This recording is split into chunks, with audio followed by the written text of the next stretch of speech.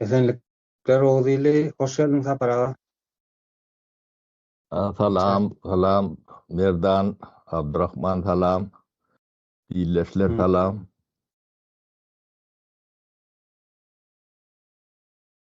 O hemmeňize iyi yayınlar diýerlerim Türkler. O size iyi yayınlar. Sapar ağa, şun Hı. şahada neme, Türkmenin kualındaky bir neme gündem barda. Şu hakynda ýene urusynda durup geçeli şun. Ýöne Hı. bir neme var, yurttaşlarymyzla paýlaşmaly bilgimiz var. Üç hanym hakynda. Hı. Hara gelen bilgileri şolaram bir ýetdirsek halkymyza. Abdurrahman bey. Hı.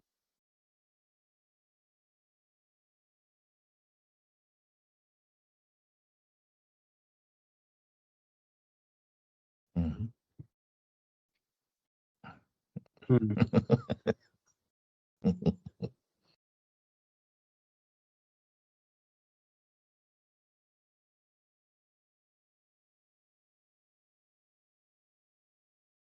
Hı. Ya.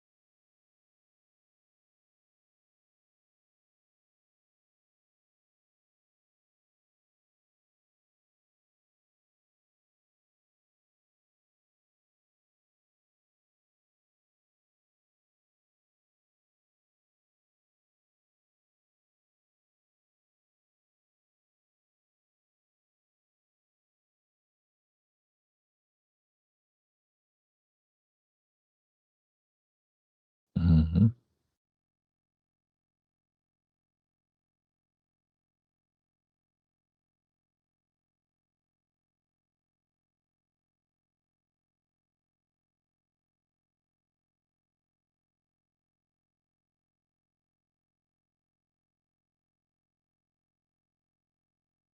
Hı.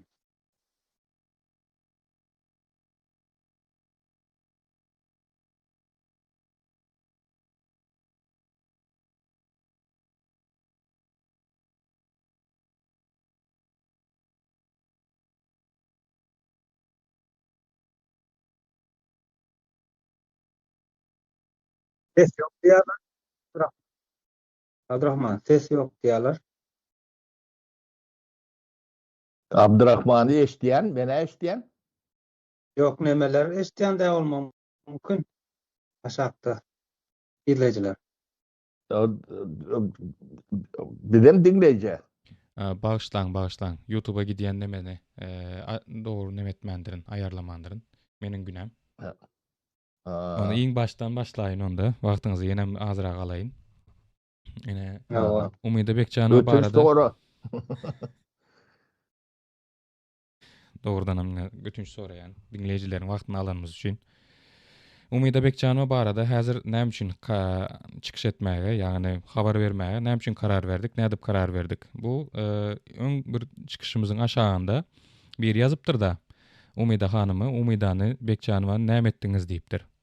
Näme etdik, näme etmedik eýem o neme aýry mesele ýöne ortada bir howsala sal düşerlik ýer ýok wagty. Şoň ýaly bir kommentariýa geldi bize. Bolýa biz nemeden habarlary adwokatlardan garaşýadyk. Adwokatlardan habara garaşýadyk. Şoň üçin hem kän bir neme gündeme getiremiz oktuk bu temany. Ondan soň geçmeli bolsa, temanyň özüne asıl tema geçmeli bolsa, Umyda hanym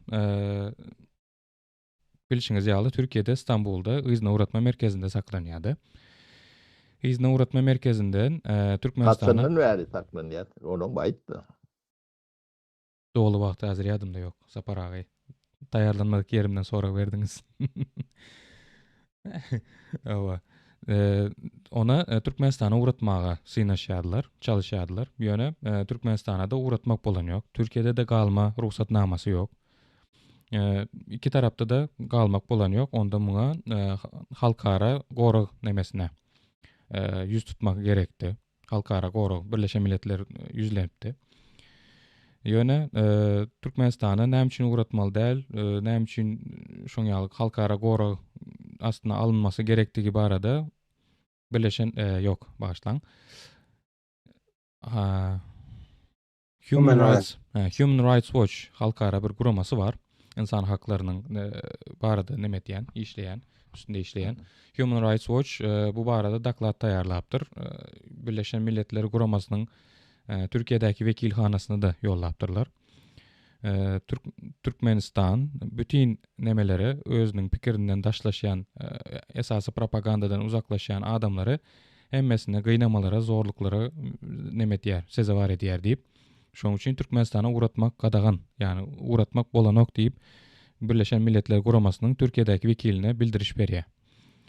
Bu Türkiye'deki Birleşen Milletler Guramasının bozgunlar baradaky ýokary komissariýaty bütün yüz tutmaları şu taýda göç idaresi, Türkiýenin göç idaresi üstünden kabul edýär bütün yüz tutmaları. Şu başvurulara seredýänem Kübra Sönmez. Bu şahys bütün nemeler bilen işleşýän eken. Human Rights Watch'ın habaryna göre bütün konsulluklar bilen işleýän eken. Şu taýdan kanagatlanarly bir neme eline kısan wagtynda şu taýdan soň Türkiýeden bozgunluk bermän öz ýurduna uğradýan eken. Yani gepin gysgasy eli kirli diýip aýdýar Human Rights Watch. Indi Anamsız. anamsız. Türkiýeden näme üçin uğratmak isleýärler? Bunun esas sebäbini aýdyp geçeýin men. Türkmenistanyň yüz tutması boýunça bizim elimizde häzir elimize geçen karara seretsek, Türkiýenin Milli İstihbarat Teşkilatı var. Yani Antaguluğu var Türkiýenin. Şoňa yüzlenýärler. Türkmenistan tarapy Türkiýenin Milli İstihbarat Teşkilatyna yüzlenýär. Yani iki gurama arasında işleşme ulalaşığı var eken de. Şonuň esasında da yüz tutýar. Türkmenistan tarapy göya Umyda Bekjanowa terroristik işlere gatnaşan, şoň üçin bu taýda ýurtda galmasy Türkiýe üçin hoplu diýip şoň ýaly yüz tutma bilen yüz tutýar. Ýöne Milli İstihbarat Teşkilaty kiçi çağa oýunjagy däl. O taýdakylaram araşdyrýarlar, arkasyny derňeýärler. Şo derňemeler arkasında hiç kili bir neme asylsızdygyny aýdýar. Bu Umyda Bekjanowa gönüktirilen yalanlaryň, töhmetleriň asylsızdygyny karar berýär. Şoň üçin hem şol karar bilenem göç idaresi nemesine, başkanlygyna, baş nemesine şoň ýaly yüzlenýär. Mundan soňky nemeler, ädimler siziň boýnuňyza öz görüşüňize göre kabul edin kararlaryňyzy diýär. Yani bu näme diýmek bolýar? Türkmenistanyň beren suçlamalary, aýyplamalary asylsız bolup çykýar. Hiç kili terroristik işlere gatnaşmadyk, hiç kili gozgalaňa zatly çağırışmadyk. Şoň üçin hem Türkiýe hiçbir nemesi ýok diýär. Problemasy ýok Türkiýede galmasy üçin diýär. Ondan soň bütün kararlary kim berýär? Türkiýede göç idaresi kabul neme diýär? Bütün kararlary kabul edýän. Häzir Türkmenistana uğratmaga dyrjaşýanam Türkiýenin göç idaresi. Indi mundan soň neme gelipdir häli? Türkiýede göç idaresi şu işlere seredýän şahs barada aýdypdym häzir. Kübra Sönmez. Bütün bu delillere, bütün bu subutnamalara seretmezden Umyda Bekjanowany Yzyna uğratmaly diýilen karara gelipdir. Yani o kararı bağıştan yanlış aýtdym. Uluslararası yani halkara goro bermezlige karar beripdir. Kıyskaça aýdylanda şeýle. Neme? Da ben torum var Abdurrahman. O belki de Merdan'ı da o bereyin. O umuydu. O yek umuydu da derlin beyleklerin madın aydalı. Merdan Muhammedov ya Keminemiz ya da Urusov o Abdullayev o Farhat Durdiyev o yine şoňa beňdeş o kimi oğurlap alıp giden bolsalar. Şolong hemmesine Türkmenistan'ın KGB'si o Türkiye'nin KGB'sine şolar yani terörist ya devlet topu var. Yani şpiyonluk ediyor, casusluk ediyor, zat denilen yalak o nemeli hatlar bilen o tökmet del o neme şolar bilen yani şolara başvuruyorlar, şolar kanalı bilen o gidiyor. Yankı neme sönmez deydin o kıydın adına? Kübra Sönmez. Kubra Sönmez. O Kübra Sönmez bir gün sönür. O söneceğini ondan görüp oturuyor. O yankı anırtından mit üstü bilen hat gelenle nemedenle olaram mitten hem yerde çekildi ya KGB'den çekildi şey alak adamlar. O onun beylek tarap o sesin çıkarma ne beşayın aldı ya o tayda pulaylan ya onu yani ne medeli yönü berde bir başka bir soru vardı katulu soru o ne şolor dağlardan var umudu Merdan o beyleki yani Abdullayev Urusov Farhat Durdiyev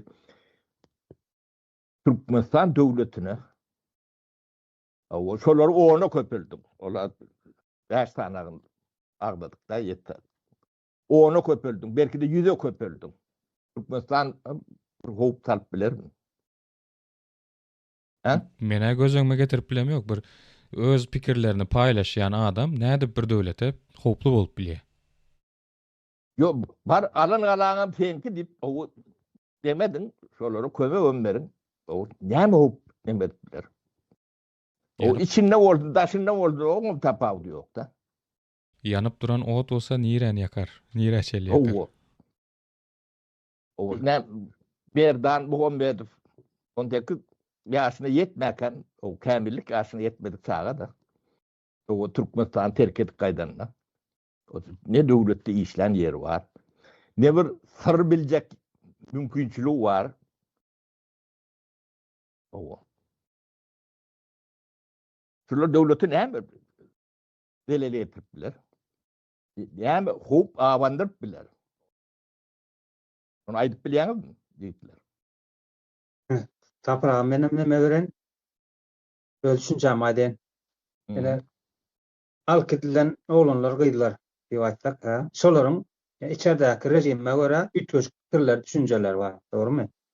Indi döwlet bir ýurtlarda döwlet guruluşlar baý ýerinde şolara tez hawa sizin ütgeç pikiriňiz var, gelenine partiýa guruň. Burnunyň düýünde partiýa gurmana da ruhsat berýärler. Yani ösen döwlet ýurtlara seretsen, şo taýdaky döwletlerden sany bir giden sanly partiýalar var, şolaryň hersiniň öz ýolu var. Nemäniň döwlet politikasyna dek gelmeýän nemeler var, ideýalar var, ideologiýalar var, düşünjeler var. Şolar şo döwletden neme alwatylar, aýlyk alwatylar, sogalyga şo taýdan şo düşünjesini ýöredi watylar edil burnunyň düýünde parlamentiniň içinde şolar bar. Vatandaşlaryň bolsa nahile olar ýurtdaşynda şolar hem belgilidir. O bizimkilerden has hoplular. Şeyler o belli adam hoplu bolýar da. O düşünjeliler, o dünýä garaşlar giňişler. O bizim ýanky adyna adamlaryň hemme zetinde demedir. O da bir partide değildir. Onlar için parti var. He? O devletler yıkılanı var. Onlar hoplan deyip bilen oklar. He? Bu yani çağın neme diyalaklar da yani düşünme diyalaklar derler. Ya şolar hoplu olsa devlete yani adına anlamız. Onun devlet yok demek. Şolar devlete hop halk bilen olsa onun o devlet değildir. Başka da. Ha. O da görünüp durandır. Ödlerin bileyendirler. Yönü bilivem bu zatları o elmeden edip öğren olsa 30 yıl edip öğren bunu büyün bolyan zatlar değil bu zatlar. Ödüm elmeden gündemde bolyandır. Bunu hemşine diyorlar. Size bir soru alamatı gelen yok. Bu çağ oyuncak yalak oyuncak da onu. Ödüm gündemi elimden doldurup durandı içinden bu taraftan o taraftan. O halkara uğramalarına meşgul ediyor. Yani Türkmen nel. O ne hemşine diyorlar? Ul soru vardır. Ne hemşine diyorlar? Ne hemşine diyenlerini sonra düşünmemiz gerek. Bu demeler netice. Bunun sebebi var. Öyle büyük bir sebebi var.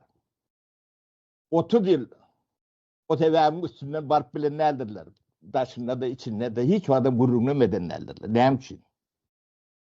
O sebepler hayır sebepler. Näme gizläp gelýärler? O näme gizleýärler? Pırdat gizleýärler sizden. O halkın ündünü başka yere soğuyorlar da. Meşgul ediyorlar. Elimde ama şu problemler var çıkıyor. Pasport problematiği ya da devletin içine çıkma girme problematiği. Yine de münglerçe şu problemler şeyden de çözülen de atlar.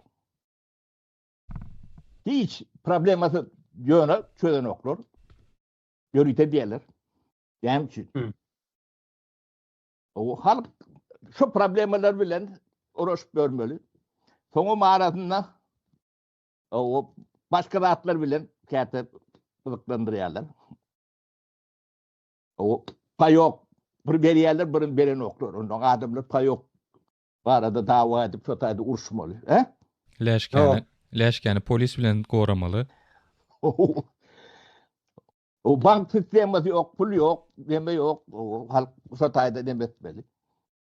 O bulatlar ne hem şunu dileyen. Bulatlar çözmesi yani çağ oyuncağı yalakta. Devlet bolup şunu çözüp bilmeyen o tayda olur hiç işi yok. Şunu düşünmeyenem bolup işi yok. Ne Türkiye'nin nidine yazılan hatta cevap vardı. Biz onlardan uluslararası ekrana çıkıp demedim de yok kolun. O taydaki adamlarım o pulu varsa da içinde o vuruyana bağdır elbette. O tam sivilsi vardır. O içinde önkü feto meto demelerinden kalın açanları vardır. Onların yani ütkattığı da bunun var orta erkir yok. O şolar düşünüp o bunu çağ oyuncağı yalak. O sizin devletinizde şu adam hop salyan orada sizin devlet demeli yemeğiniz yok. O dip cevap veriyor da. Hakikaten bir şeyler. O talum aleyküm et bölümümüz var şimdi. O utonsuz bir yerde. O sol adamlar devleti hop salyan orada o devletin o bağlığını yokluğunu o güman etmeliler adamlar. Yönü ediyorlar. Hem şunu ediyorlar. Ettiriyorlar. Ediyorlar hem değil. Ettiriyorlar. Onun hem bekşi meşgul şu var. Böyle müngüncü dereceli meselelerle meşgul. O sizi bir zattan üntünüzü bölecek oluyorlar. O şu adamın hiç vaat gururunu eden nerede? 30 yıllar 5'te diğerinden yoktur. O ne mi? O mesele? Yani biz Nevte kada o näme üçin talgyt goýmandylar diýip gurrun etdik-de. Öňkepde. Ondan öňkepde etdik. Bir ay bolup gelýär aslında. Ýöne günneme ilki düşmeli meselelerin bir şody. Ödem buun düşmeliler. 30 yıl bundan ön düşmeli dediler. Owa. Ýöne men 30 yılın günnemini bu getirip bilýänler. Tejribem boýunça. Sizem getirip bilýärsiz ýaşy neme diýen boldy. O şolar ýalak meseleler barada gurruk eşten ýeriňiz ýokdur, okan ýeriňizden ýokdur, gören ýeriňizden ýokdur. Bu näme üçin? Owa. Sebäbi sizin beýdiňiz ünsüňiz ýa-ni paspordum ýok, o daşa çykyp bilemok, çerik giyip bilemok. O payok berdiler, berbediler. Ve şoňa meňdeş müňlerçe meseleler bilen şondan artýan näsigiz? Bu da atlara aklyňyza betmez, wagtyňyza betmez, nerwiňize betmez, mümkinçiligiňiz ýokdur. Okan eşten gören ýeriňiz ýokdur. Hiç. Ýok. Döwletiň geleri vardır. Döwlet, hökümet o gelerini nerden alýar? Diňe talgytdan alýandyr, türkmeniň ýagdaýynda. O başga ýerler talgytdan başga ol deme gymmat kagyrlar bolýandyr. Türkmenistan o da ýok. Şoň üçin Türkmenistanyň geleri diňe talgytdan. O da etaty talgyt demeti näme? Dewlet bilen gadyr. Türkmenistan 92% önümçülüğü devlet bilen gaz. Talgydan şo taýdan gelmeli. Ýöne şoňa goýulmaly, talgyt goýulan nädir? Şonu bilemok. Şo talgyt goýulman soň o taýdan talgyt alan. Türkmenistanda näçe gaz berýänem bolsa şo bergilir. Owa. Hataylara diýdi, berdan sen bergidar diýip. Aktyňam töler. Hataylar dünýä aýdyp durýar. Türkmenden başka hemme millet aýdy. Ýa-ki türkmen aýdan ok. O türkmen näme üçin aýdan ok? Türkmeniň günnemi ýankyalak meseleler bilen meşgul. Onam ýörüýte diýerler. Oňa da düşünmedik bolýarlar türkmenler. O senin günnemiňizde giýirmeli mesele birinji ýa-ni talgyt. O talgytdan alınmadyk pulun mukdaryny geçen zapar aýtdym, ýene bir zapar aýtalar. 750 milyar dollar. O in atak demeden alady. O Almuradaga talgydy şäherlikde onu ýala edip bersen de zapar ağa diýýär bana. O menen bir etjek bolmaýan zapar. O ýa ulsuma bolan soň onu şäherlikde onu ýala döwüm bolan ok seni. Onu alan o. Türkmen alan o. O nini bunu bir böleli, aýa böleli, güne böleli, tuğmazlık içeldeli.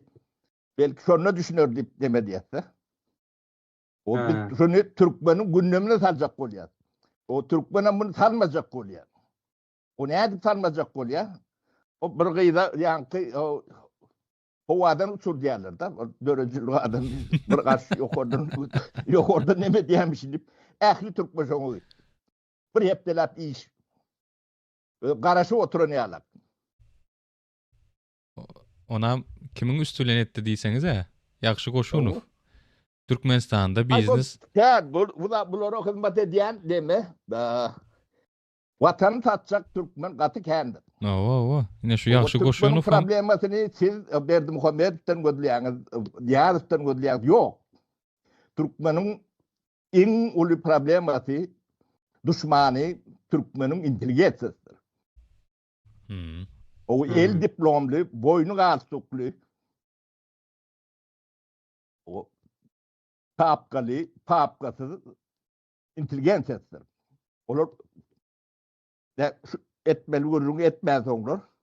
Watan tatanlarına mervet de 750 milyar dollary Türkmenler hem de uğurlat diyen şolun eline näçe düşündürüyor diye.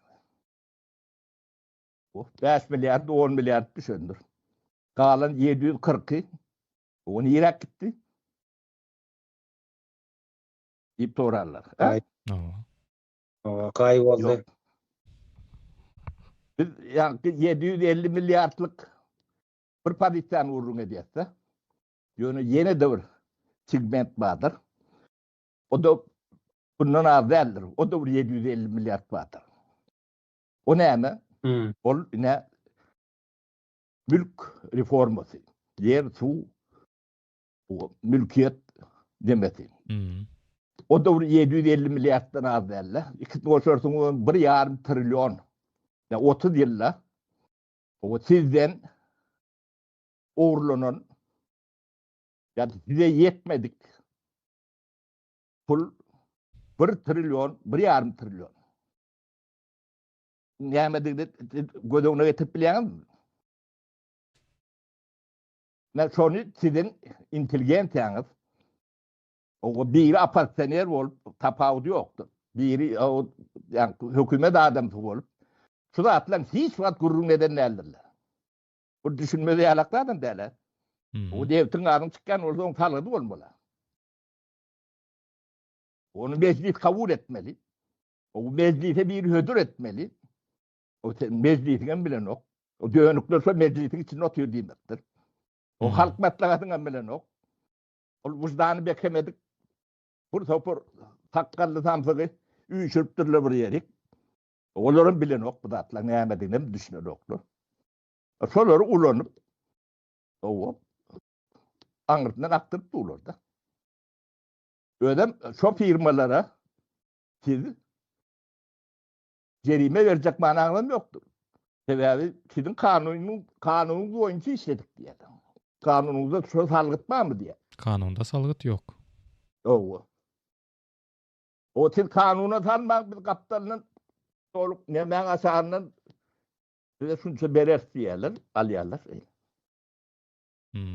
O da %5'idir, %2'dir, %3'üdür. Dengizde tamca. O 750 milyar diyelim yankı yörüyte salgıt. Onu en azda 86% olmalılar. Türkmenistan'a 90 olmalı. Düşündürüptüm ben. Gaytala oturmayın. Yani günne ortalama 62 milyon dolar 20 Türkmenistan kasasında. Günne. Ondan bu da ullokan burada sağatta. Gerçi 20'li. Sağatta 2 milyon 600 dolar. Gönü. Bunu uçağa çıkıp nemede görüp bulur yalak yağdayda olmalı bu.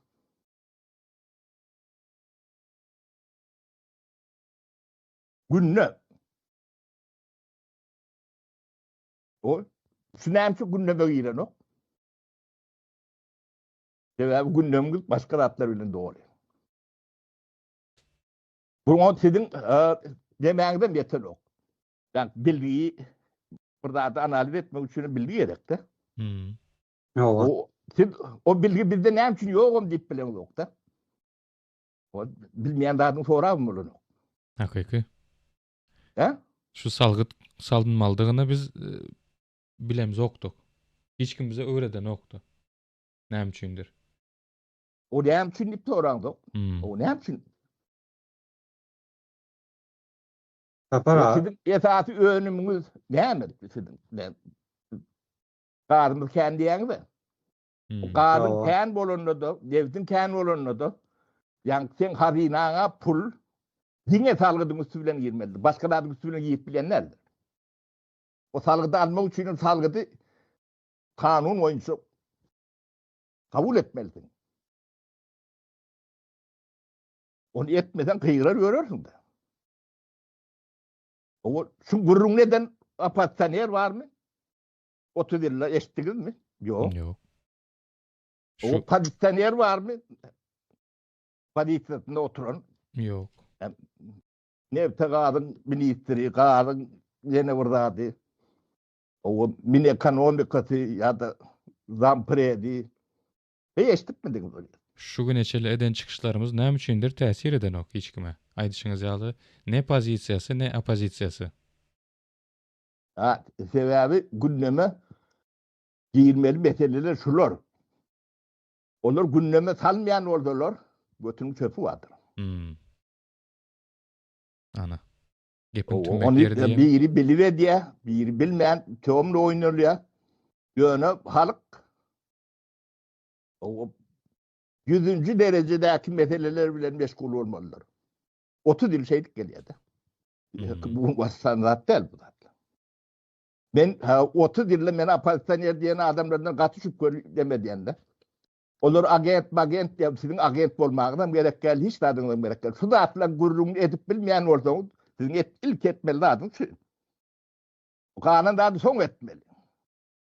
Şu gururunu etmedik olsanız katışıp görülürsünüz. Bu vatandaşlarının ağır da tabii. Giden milletin geleceği yok diyelim. Onun tek elindeki diplom, ödüne düşman olun. Elinde diplomun var orada şu adam bilmeyen olsun. Vatanı ihanet edip dönen adam mı oluyor?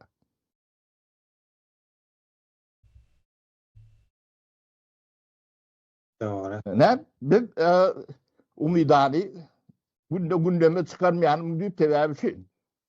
O biz umide değil. Umide de yok mu? 3-4 tane oğlun giyiren var, çıkan var, oturan var. O alıp kaçanları var. O gündeme çıkaramdık tevabi isteyen şol. Bunu deme düşünme. O gündeme çıkaranın bilen o olacaklar yok. Onlar gündeme salacak oluyor diyorlar. Şu da atlan hem de sen. Olmadan pasport vermek o ne hem problemimiz var. Devletin en esası demeler bürokratçıların biri pasport. Pasport bilmeyen hükümet değil, hükümet bolup bilen o. O devlet hem bolup bilen o. Yani vatandaşına pasport vermeyen olsa o vatandaşı değil oluyor. So vatandaşların cemi bir devlet emele getiriyor, millet emele getiriyor. No. Onun pasport yok olsa, onun da verip bilmeyen olsa, o sen vazifen ne mi? Ne mi şey diye? Ne hazina yeme talık koymak, salgıdı, hükümetin işi. Hükümetlerin meclisin işi. Siz Türkmenistan'ın meclisinin vekillerinin şu zatlara cevap verdiğini bir yerde kellerde getirip gördünüz mü? Şöyle cevap vermez. Yakı bu zatlara da bu yani umumun demeyen içinde değil. Bu realak, düğü alak demeler, pili alak deyin. O meteleler 3-4 tane var.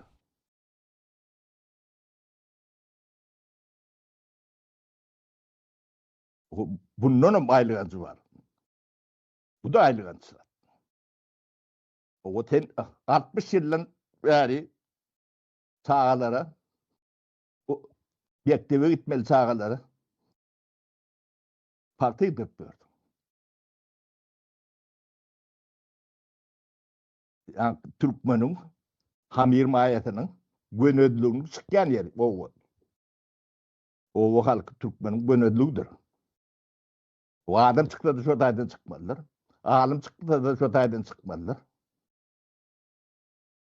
O sen hep onun çağalığından maive diyen de partidir. Oo. Şöyle çağa partidir yani meclis. Hem meclisini yani cezalandırmalı o da atuğu vermelidir. O çağa sen bilim vermeyen partidir yani olsan geleceğinin ne olacağını sen bilemem. O düşünme kıyın ben. O 30 yıllar şu aklınızı yetmeyen olsa O sizi näme üçin ekler taklapmıyor halk?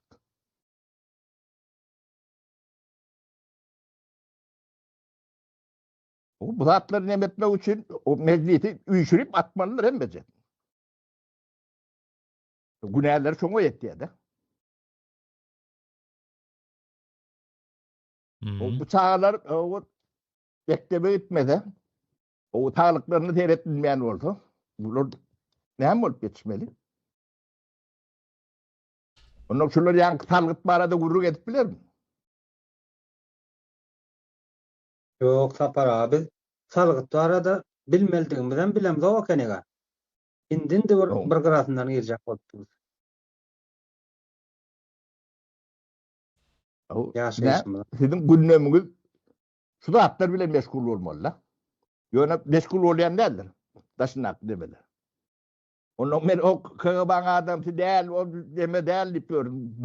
Bolman tapavdu yok. Etmeli urun etmeyen olsan gündeme çıkman, meselelere çıkmayan olsa sen kim olon dönem? Ha? O şu atla gururunu eden yerinden mi orada aydın? Biz şu atla gururunu gündeme çıkardık. Deyip bilyanız var orada aydın. O hükümette, devlette oturan adamların var orada. Ama bizim de şu sesiyada şunu yalı teklip berdik. Bularım kaytardı deyip özüne aklasın. Bar olsa şunu yalı baba yiğit. Hiç kimden ses çıkmaz. Türkmenistan'da ova hocalık nemesi var. İnstitütü var. Yani Türkmen'in de ömrünü paxta bilen buğdaydan başka işler eken o var. Değil misin? Sen Ağrı'ndan 750 milyar onun yer Kuzey'e içine geçenden o 750 milyar yine halkın eline geçiyordu. O 1,5 trilyon o size paylarına ne açıdan etti? Paylak görün. Aritmetikan bilen olsa bu. Benim o sanlara kellemçiden Sapar abi. Ödem yankı bir zat bolman ya da ağırlık edip halk geday olun ama hem mekşe yetecek resurs var. Elinizde. Hem mekşe yetiyor. O garibine da bayına da ovada akıtına da şehirde akıtına da hem mekşe yetiyor da. Ödem şu hakkı uğurlanan kendi ellerine doğru yoluyla düşüyor da. O 1,5 trilyon paylak görün. Yani bu yani. O şu halini de dünyada o tutunuru yer tapman terörden oluyorsun. O da Araplara da göğünleri yeten oku diyor.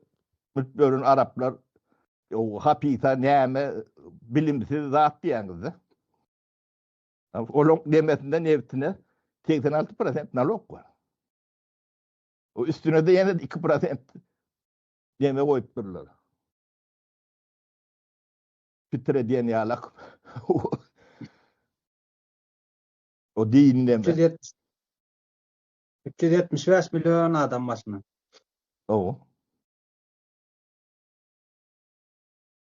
Ne sizin gündeminizde 30 yıl bundan 20'li zatlar şu zatlar. O ben şu zatlar şimdi partiye gidiyorum. Dayhan bilmez. O düşünüklü. Yöne boyunu kartuklu. Eyni kasumlu. O yel diplomlu. Adamlar hem de bilmez mi kendini?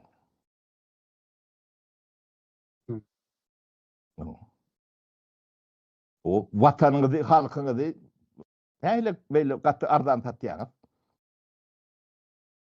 Öyle satılanlarında da şulon eline düşeyeni bu cipsizce de. Yani 1,5 trilyonun şulon eline ne açık düşündürüyor diyen. Hem mesne paylan. Utanç değil mi? O gündemde de bol uzun zatlar saklayanlarlar.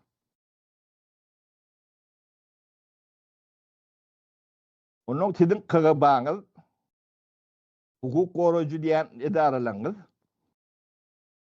yani oğurları goruyandırlar siz değil.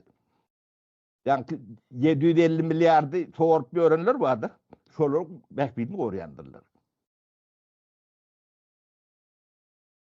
Senin pulunuzu ödem. Bu yağdayda devletliğine çıkyandır. Bu devleti devletem demek mümkün değildir. Devlet sizin elinizde derler. Siz gündeme girmeli meselelerin tartışıp bilen yok. O talasınız bilen yok. Bunu düşünün yok. O ne yapmalı soruyorlardan benden.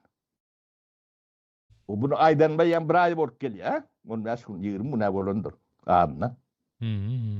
Gündeme çıkaran mı? Ha? O bir düşünmeyen gündeme tartışıp bilen yok. Bir korkup yine Ya düşünmeyenim çıkıp sonrası bolýar. Bu kanunu kim kabul etmeli?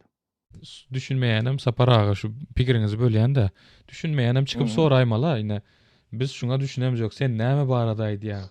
Bize azrak şunu düşündür diýip çyksa da bizem arkaýynlyk bilen şunýaly garşylykly oturup gürleşeriz, düşündiririz olar arada.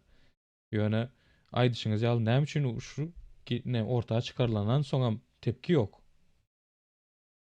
Täsiri yok adam nemelerde, jemgyýetde. Bilmeýän adam bolsa men şuna düşünem ýok, sen näme baradaýdy ýaň diýip pikirini beýan etmeli iň bolmanda. Yo, yanlış aýdýardy. O ne David Gaz biriktirdi vardır. Yo. İnim ağam o tapar ağa tapar näme diýseniz hakyňyz vardır. Yanlış aýdýan. Ne bizde şeyle diýe bilir. O harıňyz tutýan bolsa diýin.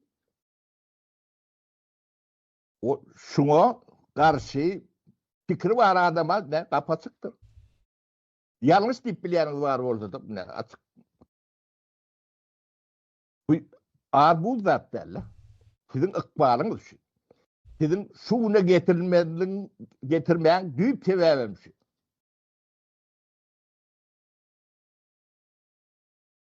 Başka sebebi yok. Owa bu esasy girdejisi bir tebii resurslar bolardan ondan salgyt almazlyk eýem boşuna neme pulsuz ýöne berip goý bermek ýalda watana ihanet diýilýär türkçesi bunu. Haýynlyk. Bular ihaneti ýa umydydan, o merdandan o kemineden ödläp bölürdi. O devletin hopsuzluğunu ödleyen bolsaň şu devletin hopsuzluğu, şuňa ady devletin hopsuzluğu diýilýär. Hem geleceği diýilýär. Nawa? O hökümetin birinci işi ki, meclisiň birinci işi. O şu neden soň galyn edip bilýän? O devletin salgytdan başka geleri ýok. Geleriňizi seyretmän. Bu näme seyredýäňiz? Mesulatları mektepde daýdylan ok. Ýokary huzaýlarynda da nemedilen ok. O tabu. Gürlemek bolan ok. O bilýän hem çykaryp bilinmeliler. O sebebi türme eme soň adyň soraýanam ýok. Ödüm şo pul hemme ýetdi. Hemme. Şu atky ne ogurlap ya dogurlap bir galýan pullar var. Şondan 10 etseken herkese ýetdi.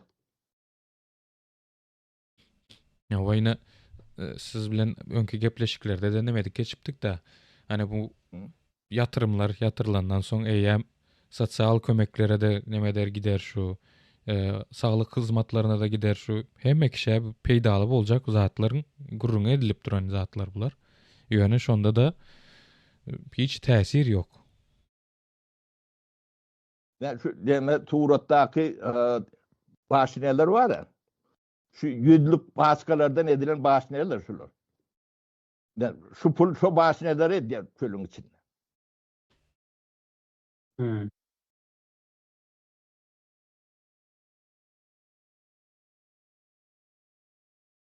Devlet Hopsuzluk Neme Komiteti neme diýerler de. Bular hiç wagt devletin hopsuzlugyny goran komitet däl. Şu ogurlugy goradylar. O devlet hopsuzlugy bolsa, şunu bilmän tek devletin hopsuzlugyna nebet bolan. Şu salgydy salman tek ne etkeriň bolýa, o ne sosial üçinçiligiň bolýa, ne bilimiň bolýa, ne ilmiň bolýa, ne saglygyň bolýa, hiç bir sistemaň işler.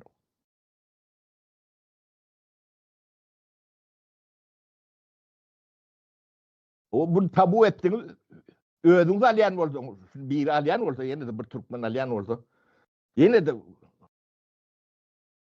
okey diýersiň. Olin size giden o, şu 5% de baran o. O bir kırıp gördünüz. Bu pul hemme yetýär.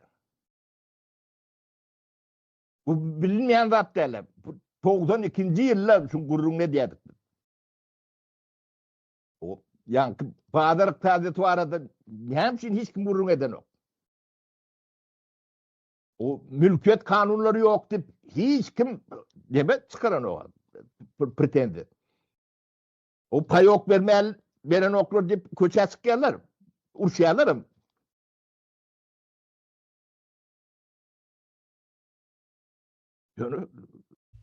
Yani uruş bolu da atma arada tez çıkan ok.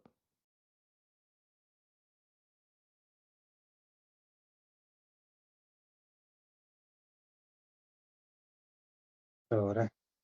Bu aýlagan statlar.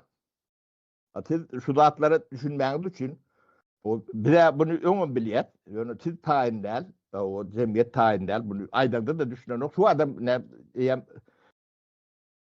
zatmy zapar neme diýenne. O şäherlikde gonu ýalar etdiýär bolanda şäherlik o döwleni okenne. Kapara bilen Türkmenistan'da jurist çıkaryan yani prokuror dedi, sud dedi, advokat demeden talip okap çıkanlar indi aytmaly birinci açacak o da şolar aytmaly doğru ama meclis yerine getirmeyen olsa işine şu juristler aytmaly şu nemani ortağa koymaly näme şeyle bolupdy dünýäde näme edipdiler bizde näme bolupdy halkyň nemesi baýlygy gidipdi elinden dip gündelik 62 milyon dolar o da gat ummasız pul bolýar alyp ýyla goşdan soňa meni 33 ýyla goşdan 91-nji ýyldan bäri 750 milyar biz hata ettik. Gözüm aşak neme nivo bilen hata ettik. O bolmada trilyonu açık diýdi. O pul ýene de işem etmeli ol, işläp duran pul ol özüni 2-3'e gatlaýar. O zatlar hata mı edem? Yapara men nohurda işledim bir onun ýaly. Türkmenistan'ı görýän madama işlerliga şu taýlarym gitmeli boldy nohurdan soň birnikide işläp görün bolýan 50 hektar ýeri bar. Men aýtdym bu 50 hektar meniň mülküm diýdi. Näde baldyň muny diýär. Tory ýa-da. Hey maňa berdi diýär. Niýazow berdi maňa diýär. O zaman men içimden kiret ýanda bilim Türkmenistan'ın vatandaşı, yurttaşı, benim Türkmenistan'ın yurttaşı. Benim şunça minlak hektarın içinde ne için benim yerim yok, ne için manyňky ýeri var. Bu näme edipdir de yer alypdyr ýani. Şonuň birden soraglar gelýärdi da, jogap tapylan okdy. Ýa-da ýene bir reaksiýon ýazypyň aldar köseň döwründe telewizioniýadan bir kanal bardy, bir zady görkezip durdy, paxtanyň nemesini. Azotyň, mineral dökümleriň nemesini. Azon ejemden 1 hektar kärende ýer we munyň ýyllyk nemesini çykdyşyna seredýanda ejemiň. Çynçasyna çykdy, suwy ýenesi paxta ýygdyrmaly, traktor, sürüm garas. Ahirde ýene şu ýyrtyk kaloşla alýas. Azon bir zada seredýän olsaň, günerden elip moşgady bir zada seredýän boly. Şonuň tonnasy möklireden satylýar, görkezýärdi. Çıktajylar uryan olsa 1000 lira var ya da. Day hanne mi kazanmalı? Ne için ektiryalar kanmın diýanda. Paxtany. O da soru, ne için ektiryalar? Onu sağların emkinidir yerler. O Şol o. mektebi yapıp o. Gowy soralardan Dine şoň üçin o şu meclisin demesine bir top ataymalılar. Onu sen sağa mektepte okumalı. O adam olmalı. Bilgi vaktinde verilmeli. O çağda ne mi oluyor?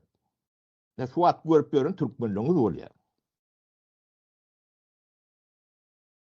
gowy sora diýdiňiz saparaga ýene bir sora gelipdir. Şonu okaýyn.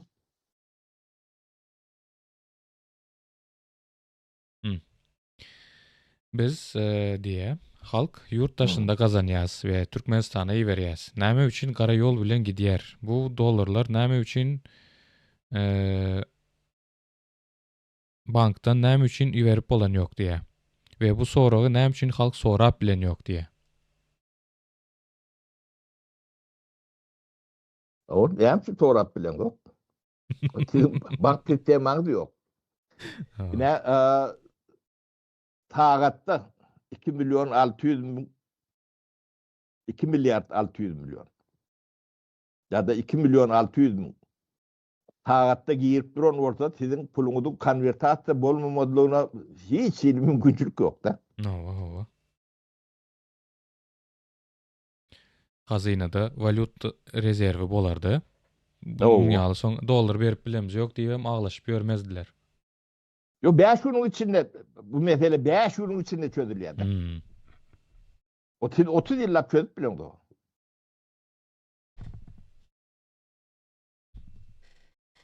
O vatan satar kim bolýar? Siz tora berin. O vatana kim hop salýar? Şol gözläp ýören adamlar ne size tora. Ne humida diýen humida. Umida hoplumy ýaşlatlary o idarlanýan nemetmeýän o KGB hoplumy millet üçin, döwlet üçin. Dinleyijilerimiz hem ýazypdyr ine komitet adamlaryň hopsuzlygyny goranyk, olar gaýta adamlaryň janyna hop salýarlar diýe. O. Şu rejimi goramak üçin. Türkmenistanyň içine girmän soň o kim bilen ýerelen üstü bilen ýerelere var ya. O dünýädäki şu terror, hemme nebelerin kaynaklary şular ýalyk näme? Türkiýeden Eýrana geçe, Eýrandan islese Awganistana geçip bilýär. Kim izalap otyr onu? Gara ýollar bilen şuňaly gara pul aklap ýörlerdir. Yo bizim nämämiz, ine inteligensiýamyz o beýgiri waýlap ýören Apalistan ýerlendir. Şulatla gurun etmeli. Jurnalistan bar arasında bir kış tane. Şolar da düýpli galdyrmalar mesele.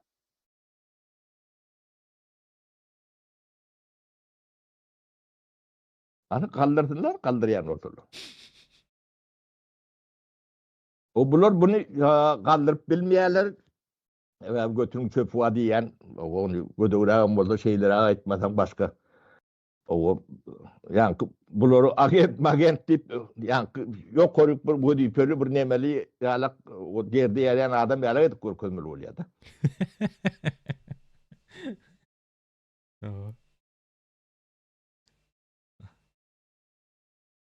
Gatty utanç o milletimiz için utanç.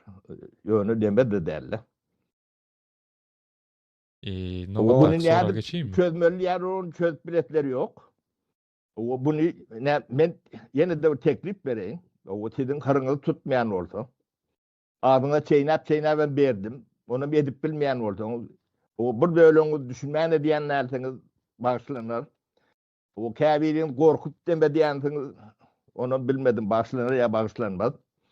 O kabirin Totaydan bir zat alýansynız, berýänsiňiz, ağzynızı ýazdy diýensiňiz. Onu bahana kän, bunu isleseňiz, men şoň ýerinde dur, men adam bilen bir ýasa çykarym, kanun. Günäkärem bolsa men bolaýyn. O gadan evte 86%. O ne taparağın kanunu o koyun sonu. Kabul edin. Olmasa da men ediyen. O hem de günahını men ötürüyen. O meclis olsa meclis kabul etsin şunu. Şeytinden. O yine de bir kuş tane Florya'la kanun var. Kabul edilmeli. Ona mı edip bilmeyenler? Ona da güçleri yetmeyenler. Akıllara mı yetmiyor? Yani mülkiyet onun bazı iqtisodiyat var adı. Kanun. Onun korkan olsa ben adından edik. O ben kanunum olsun. Hem de adına ben cevap verir. İşlemeyen olsa o ziyanlı işleyen olsa diyeniz hemen ön kaydanınız yadıma düşe. Bu Araplar samsyk mı ýaly onça salgyt nemedip girizip. Yo ne diyeme yani 86% salıp girdirinden 14% kalıyor da yine. Şu 14% nevt gaz sektöründe şolong investisyonlarını yapıyor. O kârinen yani kazancından üpçüne diye. Ve çok kazançlardan yine de devleti Türkmenistan'a salgıdan törüyor. Şunun alak olanı ten gazın neftini kim çıkaranla da tapavdu yoktur. Merdanam çıkarıp bilir, bir adam çıkarıp bilir, Hasanam, Hansam, Abdullah da o kim çıkaranla tapavdu yoktur. Salgıdan taatlayın berdi onu.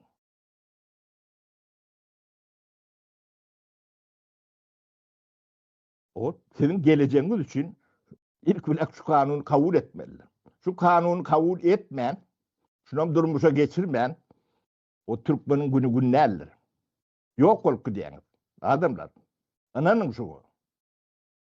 Size bu işleri bilen adam bulurum görüyorsunuz.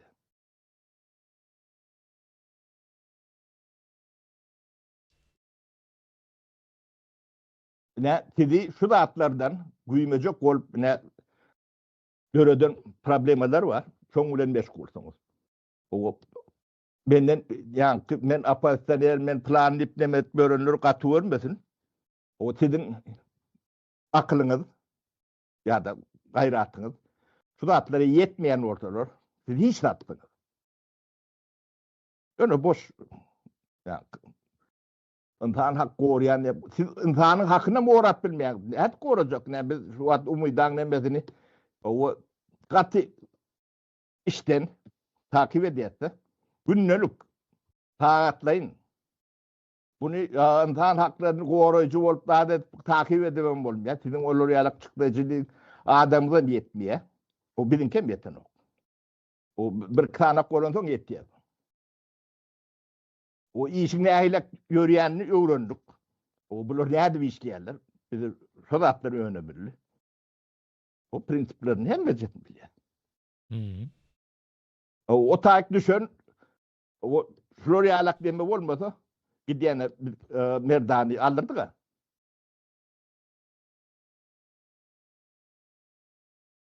Bu da sebebi var. Bilem de yoktu.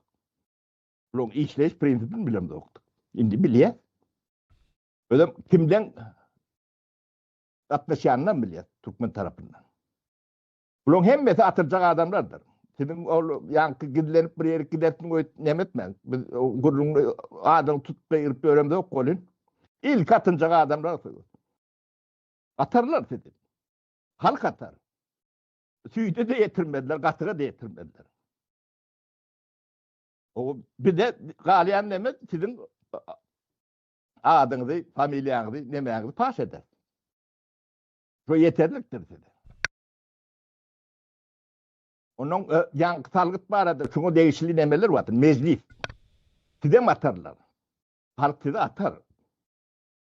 O şu vakti meclis vekilleri vardır. Sizin o biliminde de nemeğinde de seyretmediler. O yankı kastumlu mu, ya böğrüklü mü, ayağın mı, erkek mi, onu da seyretmediler. Hakikati de atarlar. Ne için atarlar, onu mu edip vereyim? Şu çağları parti yıldıranın için atarlar. Birinci nefes odur. Gözüňiz görmüş çağalar paktypdyr. 30 ýyllap. Öňem 30 ýyl, 60 ýyllap ýetipdir. Şoňa aklyň betini okmy.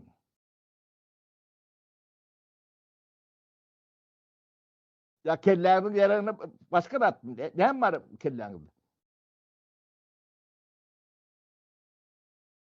Diňe bu taýdaky oturanlar däl, saparaga, ondan öňki çağırylşy ýene nämeşde diýilenleriň barynyň ady familiýasy bar. Barynyň ady familiýasy bar. O Türkmenistana tiyane deden Türkmenistan'ın inteligensiyasydyr. Onu biz boynumdan mallar. O käfi kundup hiç kim görmez nemetmez diýär. Böyle 5 manat berdi.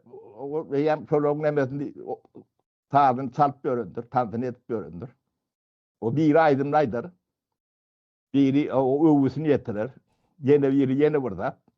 O bir koşkutunu yadar.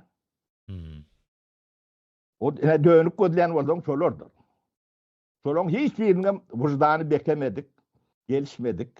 O ahlakı ayağa sağında. O pul volta olayan tipler var da. O köpüsü men yanımda geçen oğlunlar men köpüsü kat kovutan yanında. Yani pul volta olayan ekende. O vatanın el yecetine batacak köpüsü. O yurdu yetiren derecelerim şey. O ben bizi işten ayıranlarını tant edip tüyücü paylaşıyordular.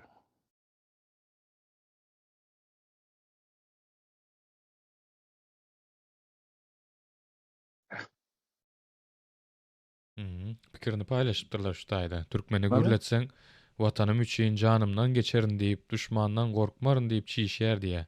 Ana indi düşmanyňyz ýurduň başynda otyr basyň türkmenler diýe. O ana öde MTV'ne baydy otyr.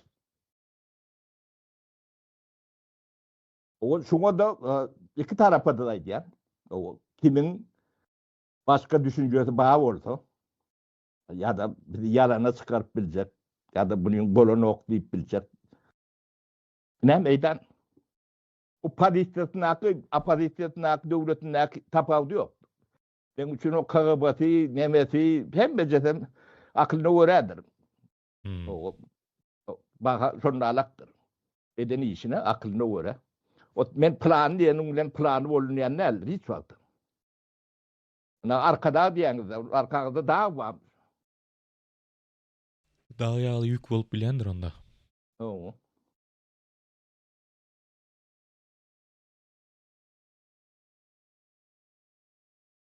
Ne? 30 ýylda ýitirilen nemi? 1,5 trilyon. Bir dinleýijimiz. Aha, Merdan aga.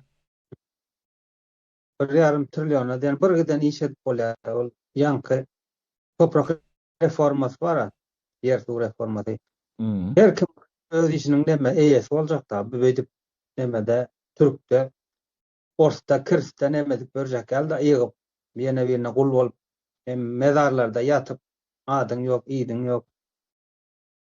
O Türkiýedekiler sen kızı batık ederdi şunu alıp koyun. Owa. Ya. Soponundan torasa bir elliysen o men Erzurum dilerdi. Owa. Çağalar bilen ene talaňam arasy açylyp gitýär. Maskalar demesem deme. O hemmeden dargıttılar. Yine berde bir prinsip vardır. Türkmenin hamir mayati gori owa yerindedir. Sen owa yerin geday oýansoň o taýdan ýa ne maskalalar ya adam çykar ne de gün uzaran demeder. O bular ýa paltany o bilurýarlarda kökü. Owa. Men şol aýralygy çeken bolsam endi men Türkmeniň представитель hökmünde ben şolaň içinden biri diýip aýtsam. Men şol aýralygy çeken bolsam 6 ýyl. Endi men çagamam çekip otyr. Sen çağın 24 ýyl çeker. O köpel.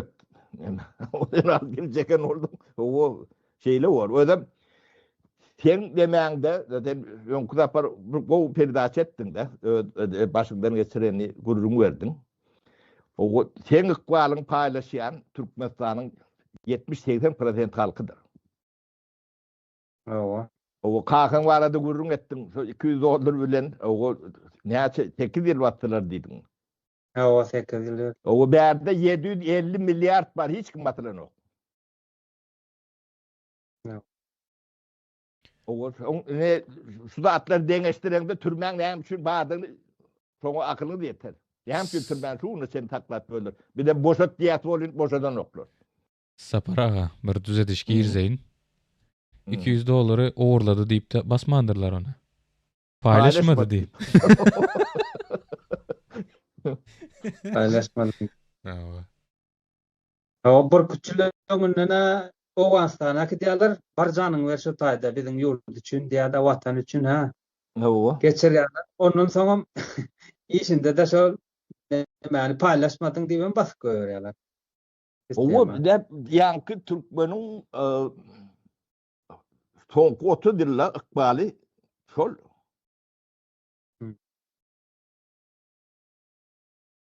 O türmeden näçe adam geçirenleri bir gödöňde gelýär sizin Türkmenistanda.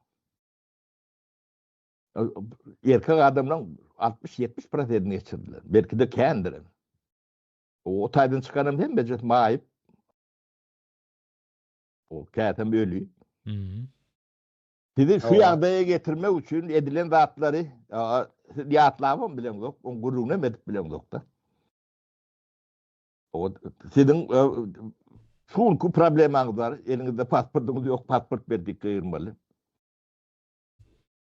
O işiniz ýok, iş berdik gaýyrmaly. Tamam. O zatlaň amal bolmasy mümkin däl. İlki şu meseleni çözýäňiz, o çözülmeli meseleni çözmän beýleki meseleleri geçdiňiz, o hiç tat bolýan däldir. O Türkmen altyapysyny etmän, o üstüne jaý gurýandyr. Jaý ýykylýandyr. O gündemde bolmaly meseleler gündeme gelmelidir. O başka meseleler getirýän bolsa bu götürüň çöp wadyp o Türkmen pikirlenmelidir. Sebäp bar. O telewizorda näme üçin aýdmaýyp böler? O şu zatlar barada gurrun eden oklar. Ha? Bilgeçleyin şunyalı halkın tepkisini başka bir nemesini gakarını başka yerden çıkarar ýaly etýärler-de. Biri diýerine bize aýlygymyzy galdyrmaňyz gerek ýok diýer. Biri diýer sungat usat neme, sungat işgärleri adaty halkdan üstündür diýer, ýene nämedir diýer. Ýöne adamlaryň gakaryny, gazabyny bir yerden çıkarmak üçin başka bir nokat berýärler bulara. Ünsüni şo taýa sowsun, gakar gazabyny şo taýdan çıkarsın. Rejissörler bar. Neme bırak? Bu özüne siýin bolýandyr ötmän. Ýok, biz görüp dururuz. Ýöne şu taýda neme dinleýijilerimize de şonu ýetirjek bolýan-da, şo nokada getirjek bolýan. Bar edýän işleri şu halkın gazabyny başka bir yerden çıkarmak. Par bir yerden çıkarýar nemelerde. Çıkarmasa da partlaýar. Şo partlamasın diýip şo par çıkarıp biljek nemeleri şu izi gider döredip durmaly da adamlar üçin. Ýagdaýlaryňyz ne şeýlerek? Owa. Indi buny siz gündeme näde saljak? Şonu düşünün. Onun şu da realak meseleni gündeme kimler salıp bilýär, kimler salmazjak bolýar. Onu görürsüňiz, onun siz yani kimin kimdigini o rahat analiz edip bilersiň. O men üçin hem beje görünýär.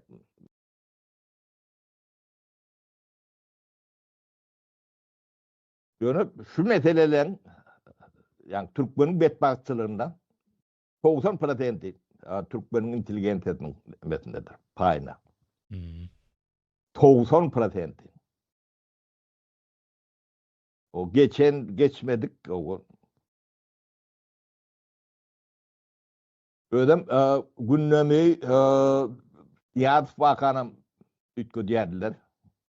Başka demem. Näde bağlara aylanmaly çıkan war, onun o taýda biriniň sarımsağı gımmat, soğan al, o yumurtkası yok, näme, şoň gurrun etdirirler.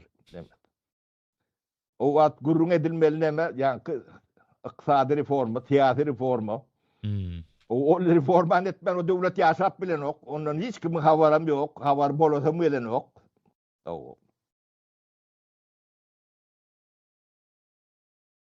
O bu türen sistemani, o dowam ettirip bolmaýanda hiç kim akıl yetmedik bolan bolýarlar. Buna bilgeşine diýelim kendiň. Yani ilk başta paýyny erse diýer nimeler. Şu öz bady bilen gidip durka şu zady ýene dowam etdirjek bolup synaşýarlar, seredýärler bolan ýok. Halk hem nemetýär, ýuwaş-ýuwaşdan oýanyp başlaýar, şu zatlary talap edip başlaýar. Diýmek näme etmeli? Halky bir zat edip ýene uýkusuna döndürmeli. Şuňaly yzy gider, her hili bahanalar bilen başga zatlaryň gurrungyny etdirip halky ukladyp kelýärler-de. Ukladanna siz uklamalymy? Madeki. Serediň uklanymyzyň parhynda däl ekenik. Şoňa düşündim.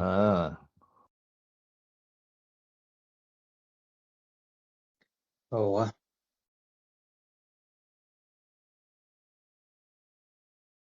Oyan ilim diýer oyan. O oýanyňda da näme şur oýanýanyňy bir bilip oýandyň.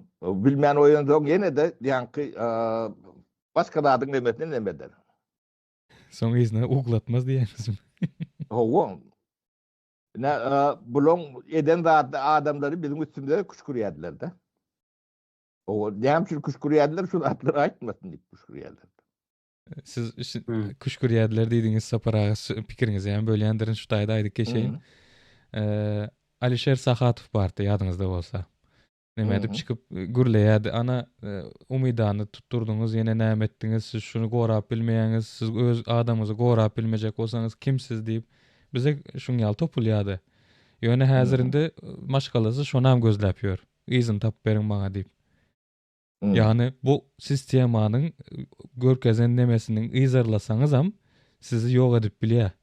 Şoň üçin esas düýp mesele odaklanmak gerek. Ýene köp ýyleşlenmez bunu bilmeden ok. Ona dogry düşünmeli. Sen bilgiň bolmasa, bilgiň bolma mümkinçiligi ýok da. Sen ýurduk ýapyp informasiýa ýok. Ondan sen mahrum. O mektepde bilgi ýok, ýokary okujaýynda bilgi ýok. Bilgi bar bolsa siz eşderdiňiz. Siz şuňa çendi ekranlardan, gazetlerden, jurnallardan şu atlary eşitmeýän bolsaňyz, o bilgi ýok diýmekdir. Bilgini taklap bolýan näler? Taparaga taklajak bolanyny da çykyp duran. Men bir pul berip gürleden oga. Gürläp dur. O bilgi dürtläp dur da bir ýerinde.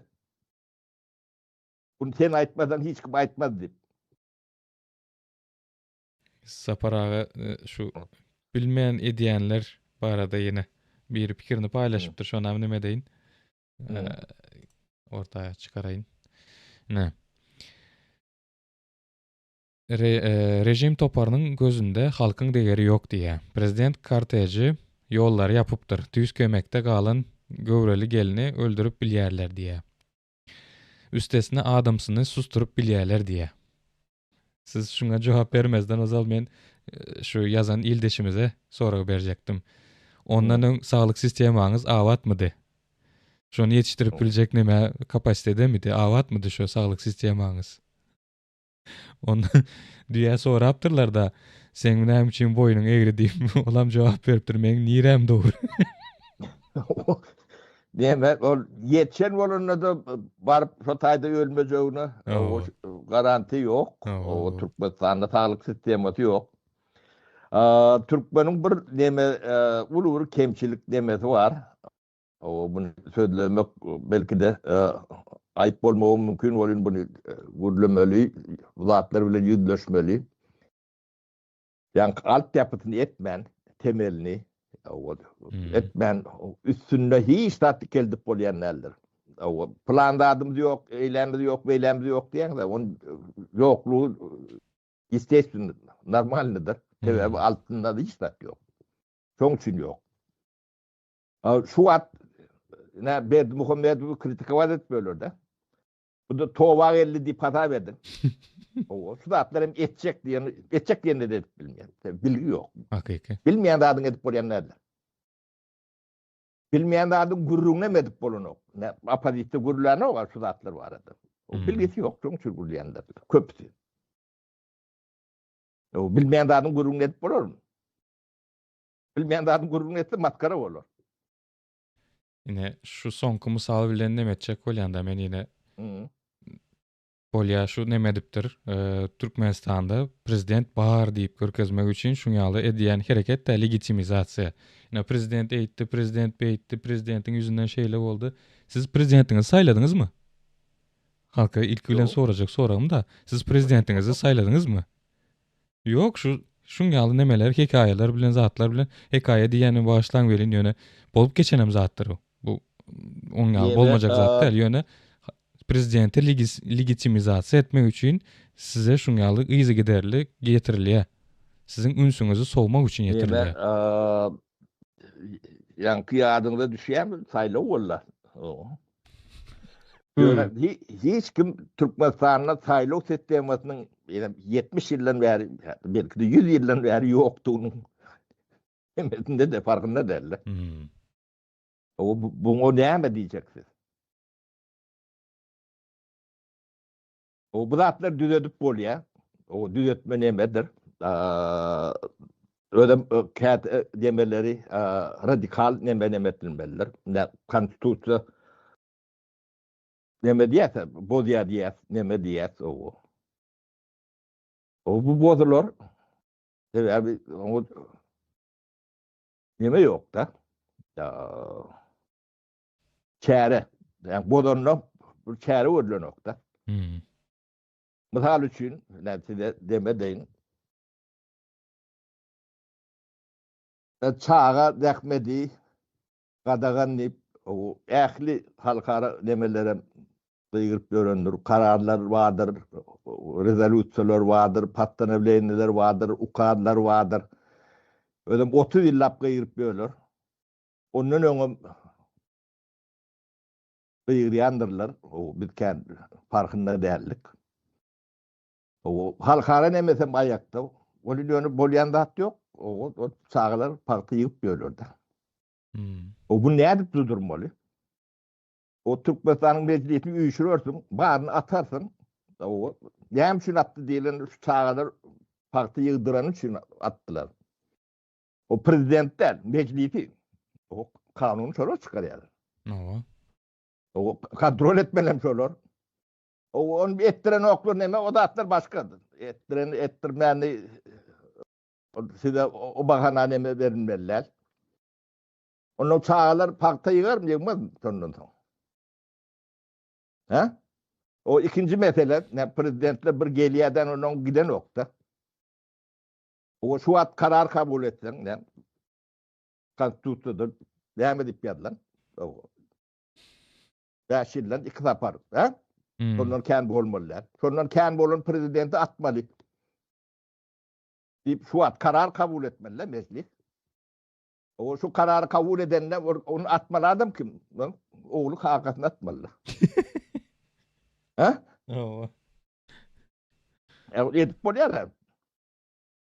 O bir wagşyçylyk alakdyr. Adam öldürmek, adam atmak. Ha? Ýöne bular milyonlap adam öldürip ber. Türkiýeň atsız mazarlar var. Yaşantı bu adam yatıyor şotaydı. O nämçeden bir adamyny atanda hemme zat düzeljek bolsa onu atjak gele. Ödem kanun oyunçu. O sebebi konstitusiýany şonu etmesen konstitusiýany hata eden oklarda. Onu işlärne ogum. İşlemesi mümkün hem derler. Ýöne şular ýaly radikal neme bolanda. O buna hakikaten Türkmenistan'a adaýyna o çözümler diňe şular ýaly radikal nemeler bile çözülip biler. Başgaça bolýanlar. O 4 ýyldan soň hakiki seçim bolmasa o ýene de şonnalyk O seçim onu mukaddes bir dağda yetirmesen seçimin bu halkın nemeti o Türkler iradet diýerler. On depelep bolýan bolsa, halk depeledin boldy ben. Indi şun ýaly bir zat bar da şu seçim diýäňiz. Bu öz wagtynda gelen 4 ýyllyk bolsun, 5 ýyllyk bolsun, şu ýyl içinde edip bilmedik zatlaryňy sen näme üçin indiki ýyl, indiki suragyňa şeýle etjek bolup nemetýän, wada berýän. Yani senin bu taýda diýmek bir neme bar da, art niyet diýerler da. Diýmek şoň üçin şoňa diňe şoňa esaslanyp çek goýulýar. Yani Abdurrahman derdi yine de yanlış yap. Yanlış yanım sebebi Türkmenistan Türkmen'in elini de derdi. O mesele şu tayda mı kan yani. Bunlar yönü kuklo dedi. Demokratik ýurtlar bardy gürledik şoň üçin aýtdym men. Bolmasa Türkmenistanyň durumunda doğrudanam geçersiz. Ana Berdi Muhammed günahkarlık kıyırlardan. Yok meclis. Türkmenistan meclisi günahkar. O şoları üyüşürüp atarsın. Halk atar bunu. Soňundan şeyle olur. Başka emreti yok bu. Hiç kim elinden kurtarıp bilmez onu. Onu taparağa atmaz. Kanunla atın diýmez. Yani halk atar. Bu halkın çeken gününü o bir gün düşünür ha bunu. Yokman. Halkın edeli hörel diýär.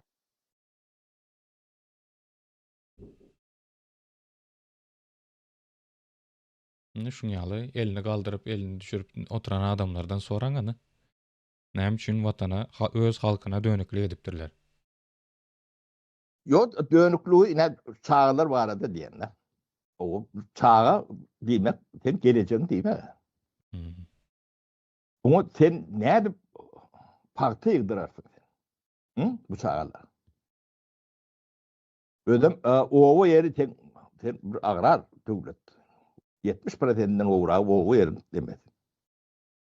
O şu taýda bilimi ýok etdim diýmek de parti ýygdyrmak.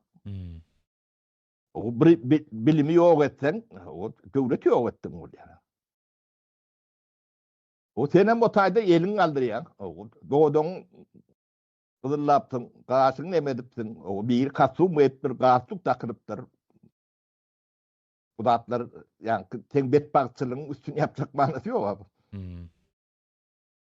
Şoňa akylyňyz ýetmeýän bolsa, siziň akylyňyz näme ýetdi? Diýlen soraga jogap bermeli bolarsyňyz. O näme ýetdi akylyňyz? Ya näme ýetdi? 30 ýyl meclisde oturan adamlar bar. Akylyňyz näme ýetdi? Ýeten zady, çözen zadyňyz bolsa ýa-da bir tekligiňiz bolsa burun öp bilersiň. Halkyň hakyna aýlyna işlep berýärsiňiz. Muhtedem bu yalan demekdi. O öd etmeli işiniz var. O hökümetlik etmeli iş var. Hökümet näme üçin onu eden o? Hem siz soraň da o hökümeti näme üçin bunu eden o? Korkýanmysyň? Korkma. O sen korkmaň, seni günäden boşadan o. O halka ağırlamala, dönüp şeyle, yani sakna olup, perde olup, hizmet etmeli. Şeyde halkı ağırlamala, büyümeli, kömek eden adam oluyor. Oo.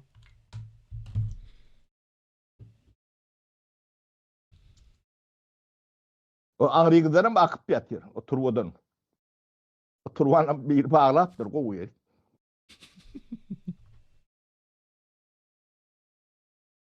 Utanç tatlar bu tatlar. Suratları düşünmemeli utançtır. Bir ildeşimiz teklip beripdir da dinleyijilerimize. George Orwell'ın 1984 kitabyny okaň hem mäňize maslahat berýän diýe. Näme teklip? Sesim barýam? Maňa aýtdy o. Geli. George Orwell'ın 1984 kitabyny okaň diýe. Hem mäňize maslahat berýän. Şol kitapda ýaşaýyşyňyzy görersiňiz. Şol Serdar Samson Gurbangulyň suraty hemme ýerlerde näme üçin barlygyna göz ýetirersiňiz diýe. Şu taýda hemişe izi gider gaýtalanýan bir neme bar da. Большой брат следит за тобой diýip. Şoň ýaly basyş edip neme edip bir döwlet bar ýaly görkezmeli-de. Seredip dursaňyz şu ýalňyş hereket edäýme diýip ýalňyş diýenem neme dogry ýola giräýme diýip. Şoň ýaly suratly bar ýerde goýulypdyr da. Bizinki nemenem şoň ýaly deňeşdiripdir ýöne. Bundan başga da şu kitaby okap görseňiz bar aýdylan nemede şu kitapda aýdylyk geçilen zatda öz durmuşyňyzda görersiňiz oňa dogrulaşýan. Yemek o taýy dogry Türkmenistan soňa dönen ýöne bundan çykmaly. O Türkmenistan'da hemme yeteri ýalyk resurs var. Hemme ýetdiýede. Şunu ýöne bir akylly başly işletsen. O sizin oğurlajaňyzdan hem kän. Oğurlap bil, yani götürüp biljeňizden hem kän diýinne. Terişde var. O sonam size berip bolýar. Bunu beribem başladık. Toprak hususy eýçilige geçme nemesi var. Şoň özü 700-800 milyar dollar şoň. Size berýän demesi. Yani mülkiyet garantiyeti bilen, kanunları bilen, o bazı iqtisadiyeti bilen gelende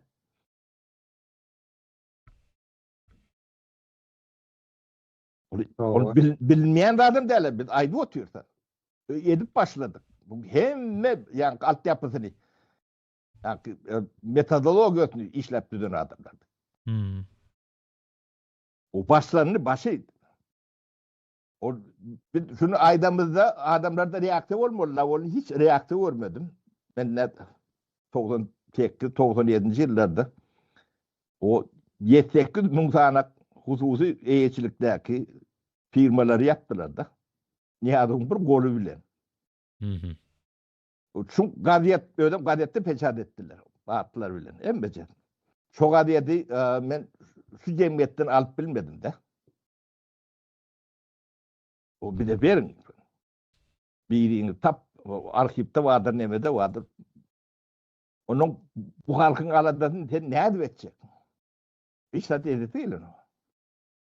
Onun karanlık aklını diyeyim böyle oluyor da. Şu at kaydı oturanım o ben peydama değil, ben hem sağlığıma değil, hem vaktime değil. O. Bunu açmadan bunu açacağım yok da. O bir aydan dibim karıştık. Şulara yolum verdik. O hem de adam açık değildi.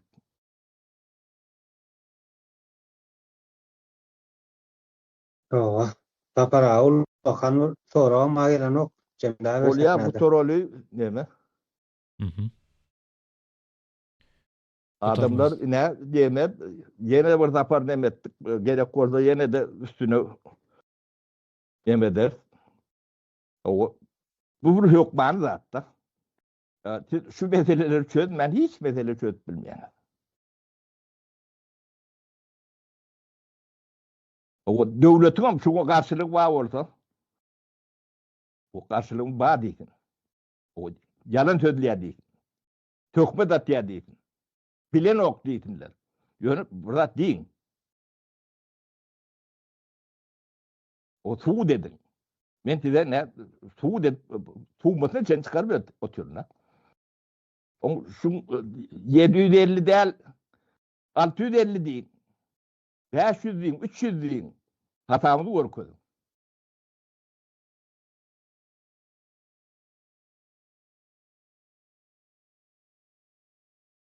Bırak demek mecburiyetindesiniz.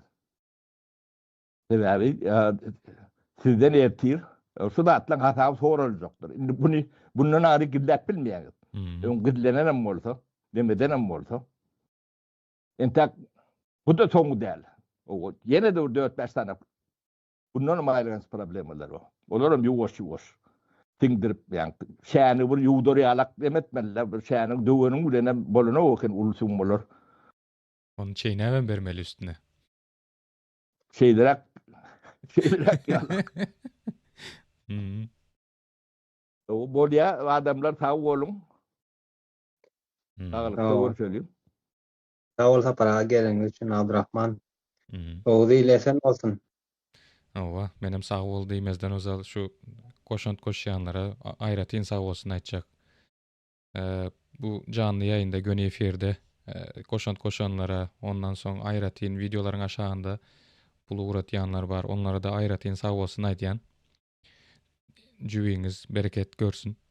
Jübiňize bereket. Onda sag bolun. Saparaga sem geleniňiz üçin, düşündireniňiz üçin sag bolun. O sağ olun, sağlıkta görüşelim. Böyle.